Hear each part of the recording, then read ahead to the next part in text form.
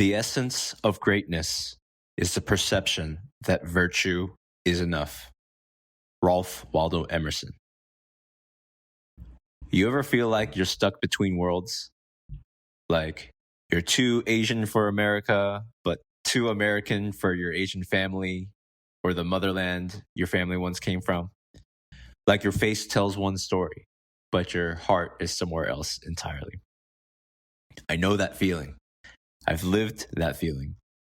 And if you're part of the Asian diaspora, whether you grew up in New York, Vancouver, Sydney, London, in the Midwest, or somewhere rural and obscure, somewhere in between, you've probably felt it too.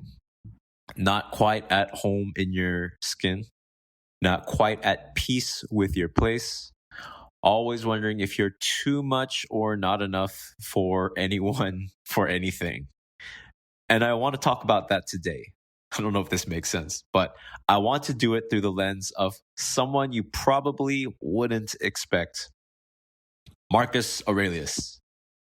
Yeah, that Marcus, the Roman emperor, the Stoic philosopher-king.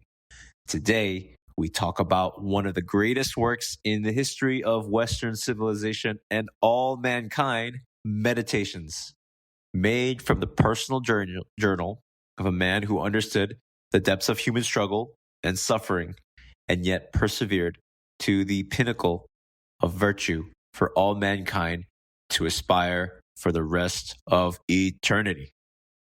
This is Marcus Aurelius's Meditations, the ancient solution to your modern identity struggle. You know what time it is? It's mime time.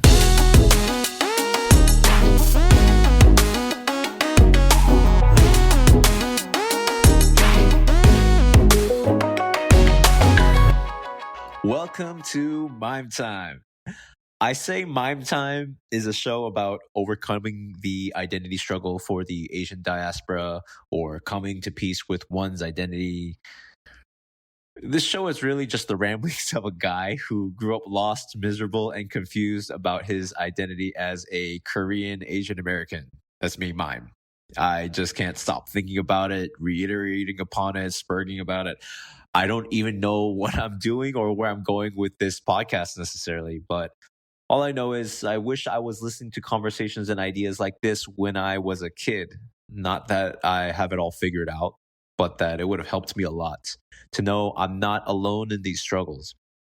Well, for today's topic, my dear brothers and sisters out there, let me tell you, there is a man who understood the human condition, who faced all manners of temptation, evils, challenges you could never imagine, and in spite of it all, prevailed to the pinnacle of moral virtue as a dying hero to emulate true salvation for mankind. No, I'm not talking about Jesus Christ. I'm talking about a Roman emperor who lived less than a couple hundred years after he did. To me, he was the closest thing we have in human history to Nietzsche's Übermensch. The guy who ruled one of the greatest empires in history, arguably the greatest empire in history, and somehow still had the humility to write things like, "If someone can prove me wrong and show me my mistake, I will gladly change. It is the truth I seek, and the truth never harmed anyone." Meditations 6:21. And consider how many have died in ignorance of who they were, and how many have forgotten them. Soon you will have forgotten everything. Soon everyone will have forgotten you. Meditations 7:21. And you have power over your mind, not outside events. Realize this and you will find strength. Marcus Aurelius lived through war, plague, personal grief, political chaos. The man buried multiple children. He ran an empire while writing quietly to himself about not losing his temper. And yet, in all of it, he came back to this core idea. Live in accordance with nature. Accept what is. Do your duty. Don't complain. Be good. Do good. That's enough. And here's why this hits so hard for us, the diaspora. So hard. Because so many of us are at war with our own nature, with our own story, our own face, our own name. We've inherited so much from our ancestors, from our cultures, from migration, from colonialism, from modernity, that we don't even know how to hold it all. We're carrying a past that we didn't choose, living in a system we didn't design, trying to figure out who the hell we're supposed to be in a world that keeps misunderstanding us. But here's the thing. We don't have to throw away our heritage to belong, and we don't have to hide our pain to be strong. We get to stand in the in-between, in the gray space, the liminal space, and choose how we live. We get to take what was passed down to us, the good, the bad, the broken, the beautiful, and refine it, shape it, forge it into something worthy. Literally, guys, just read Meditations and take its beautiful, universal, timeless wisdom to apply to whatever you struggle with as an Asian minority. Find gratitude and graciously accept this opportunity to learn from the best that Western philosophy, that Western civilization has to offer. The thoughts of the philosopher-king who embodied the ultimate in human potential and virtue thousands of years ago. Plato's philosopher-king. When I read the words of the man with the entire world on his shoulders, with all temptation before him, who tried everything in his human will and character to do the right thing as much as he could every moment of his life. Fuck, what am I complaining about? Oh, I grew up when kids called me chink. Go back to China when I'm not even Chinese. I'm Korean. Oh, my mom didn't do this or care to understand me or respect my existence as a separate being. Oh, I was neglected. I didn't grow up speaking Korean, so I felt out of place in Korean church. Oh, I was a lonely, depressed, neglected, fat Asian kid with thick glasses. Oh, poor me. I was a fucking ignorant, pathetic, retarded ass mouth breather.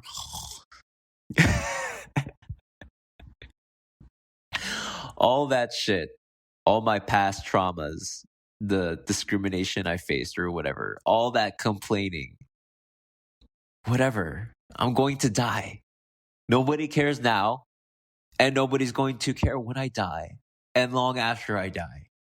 Shortly after I die, people will forget me. What am I complaining about? What am I waiting for? Salvation for someone else to save me? What are you waiting for?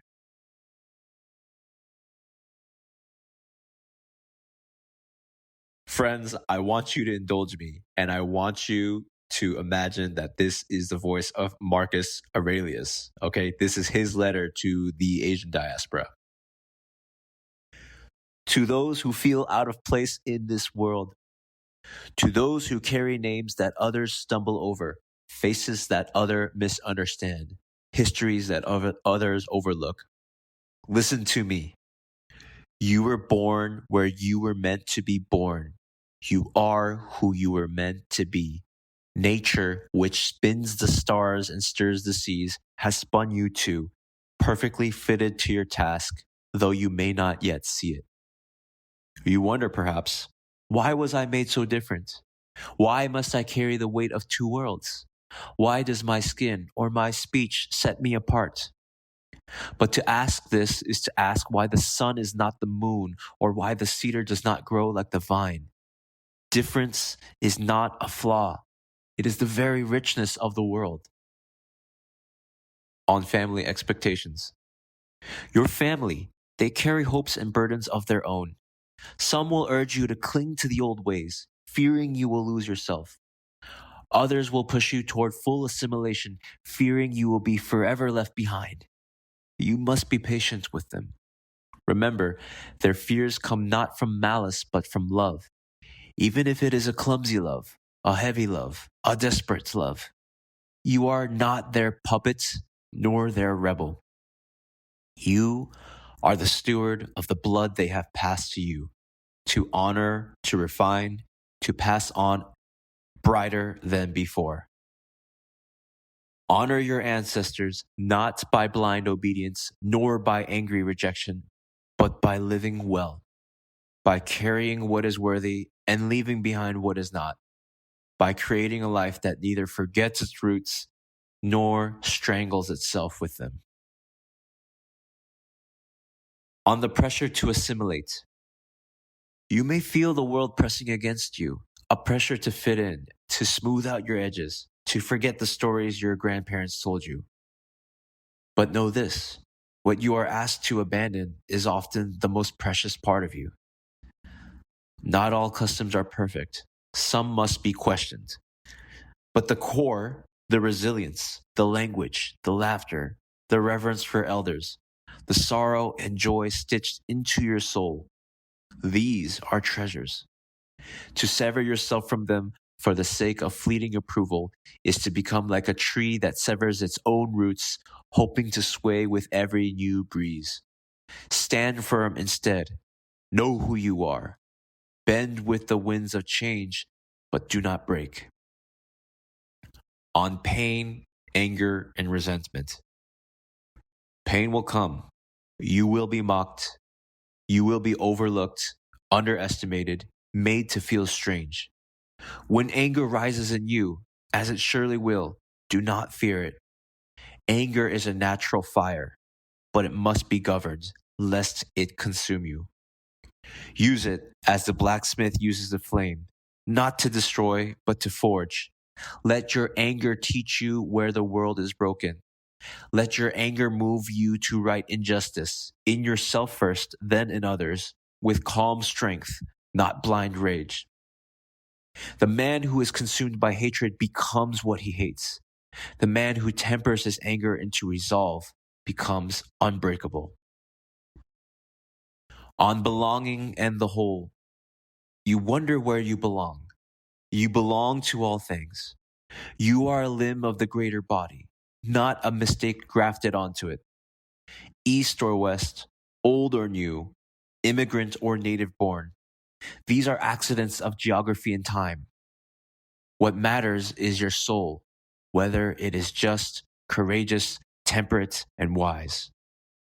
Every human being you meet, whether they see you or not, whether they understand you or not, is your kin. You belong not because others grant you permission. You belong because you exist. On the shortness of life. Life is brief, even for emperors, even for kings. You have but a handful of days. Will you waste them wishing you were someone else? Will you spend them gnashing your teeth against what you cannot change? Or will you rise each day, give thanks for the chance to live, and make of your life something excellent, no matter how humble, no matter how misunderstood? To live is to struggle. To be misunderstood is inevitable.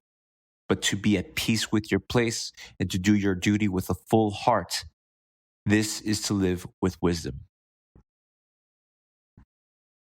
So take up your heritage as you would a sword passed down from your ancestors, battered perhaps, but strong in the blade.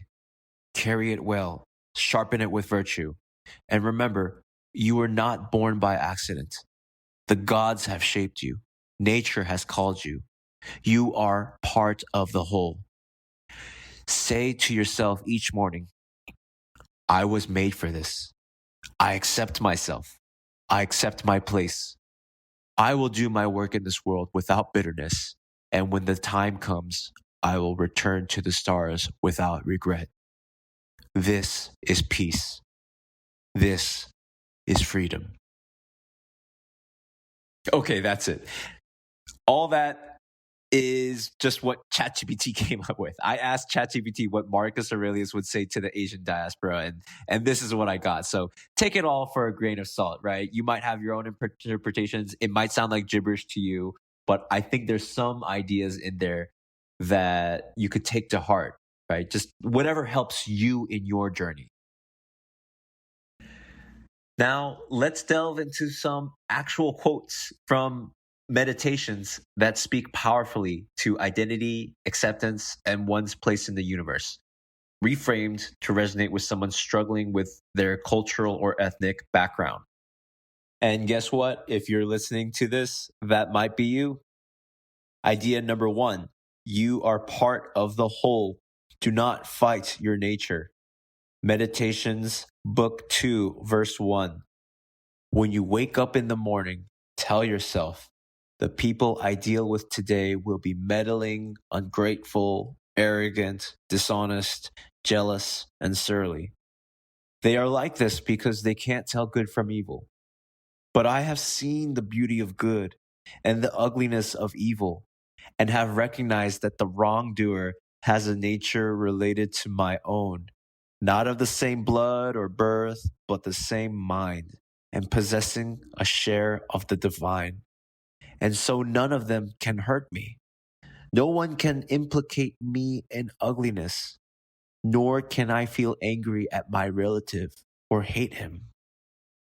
Interpretation: even if others misunderstand you or judge your background, they are still part of the same humanity.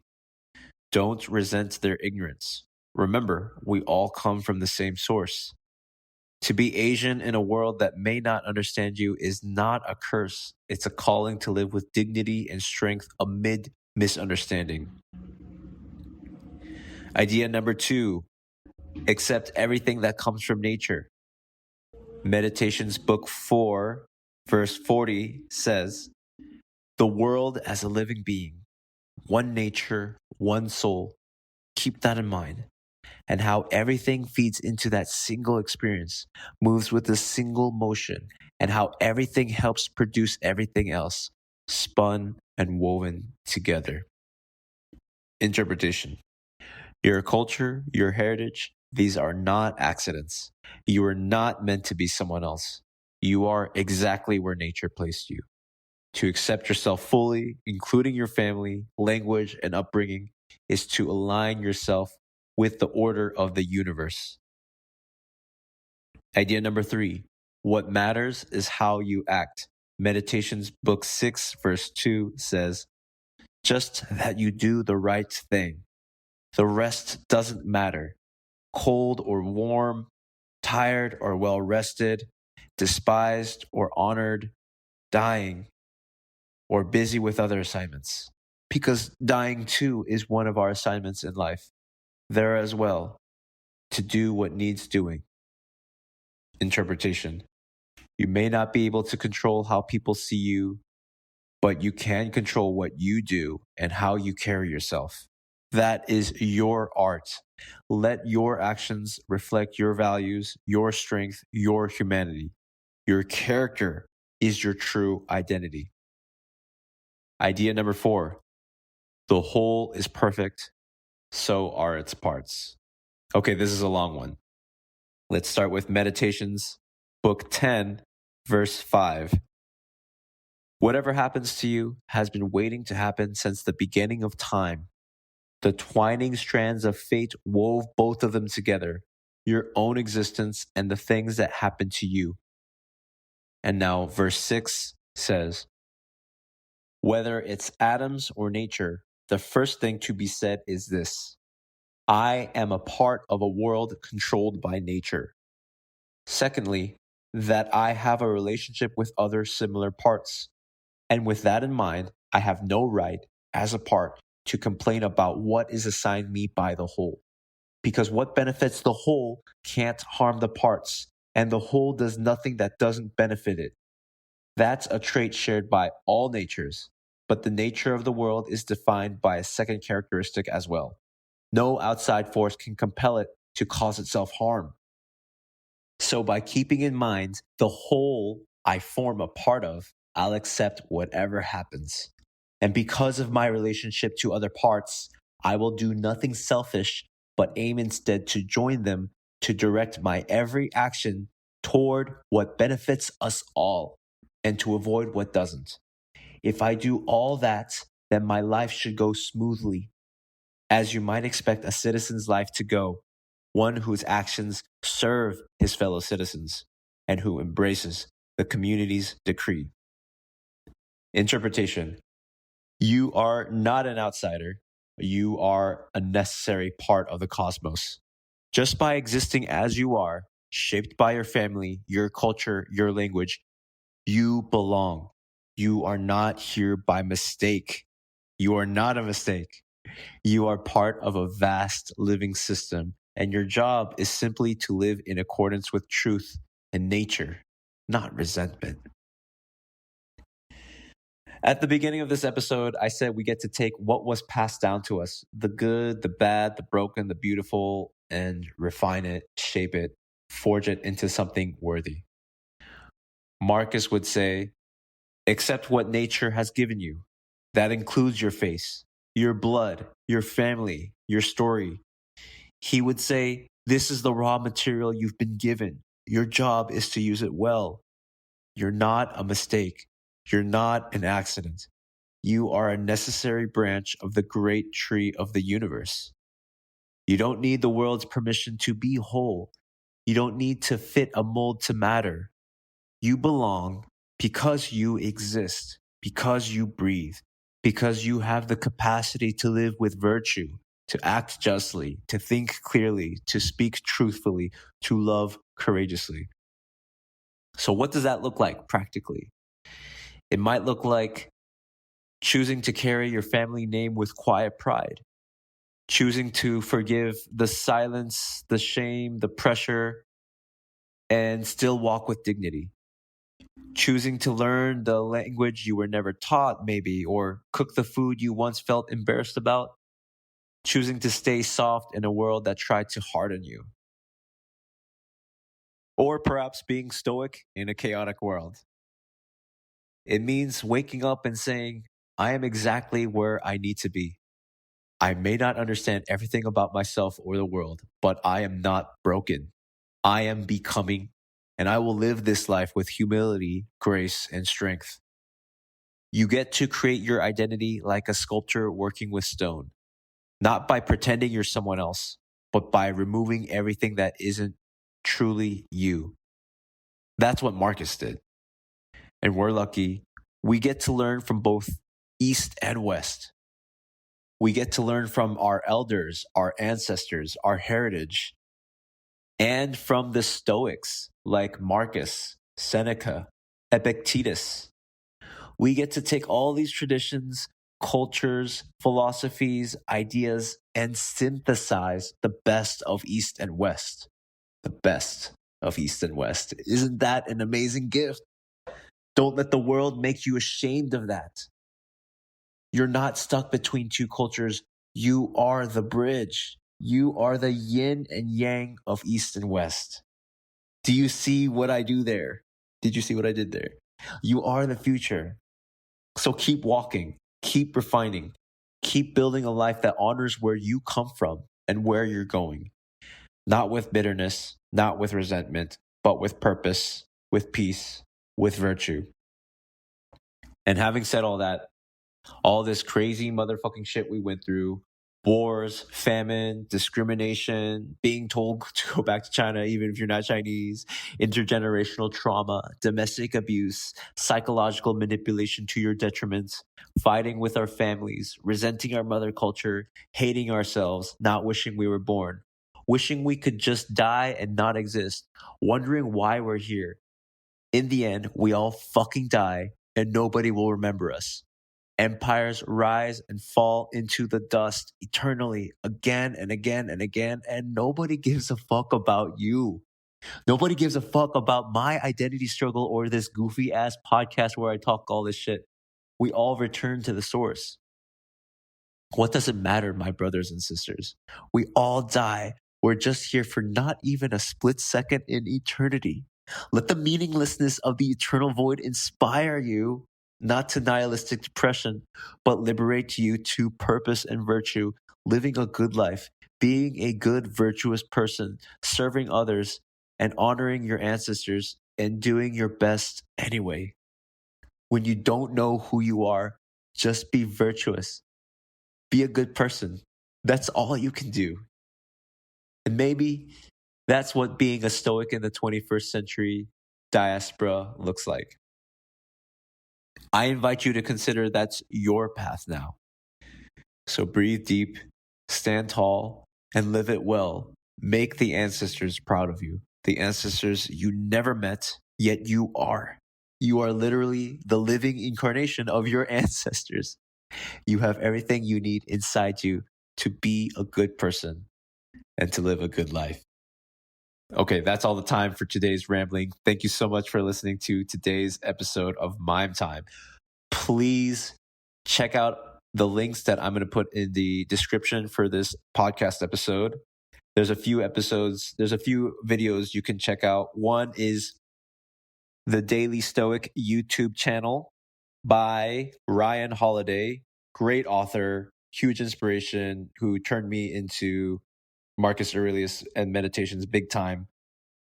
He's got a video called Why You Need to Read Meditations by Marcus Aurelius. Okay, it's brilliant. And I continuously just revisit that in addition to reading meditations and rereading meditations by Marcus Aurelius.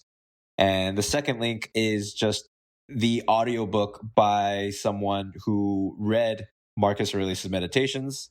And then the third one is very important. It's an incredible lecture by the late Professor Michael Sugrue called Marcus Aurelius' Meditations, The Stoic Ideal. It is life-changing shit. It's really incredible. So I just encourage you to look into those resources and just really take the time to explore these ideas because it could change your life. As I know, it's changing my life right now. So thank you so much for listening. Look forward to talking with you again soon. And as always, if you have any comments or feedback, please hit me up at MimeTime on Instagram or email me at mime@mimetime.com. That's MAIM@MAIMTIME.com. Peace.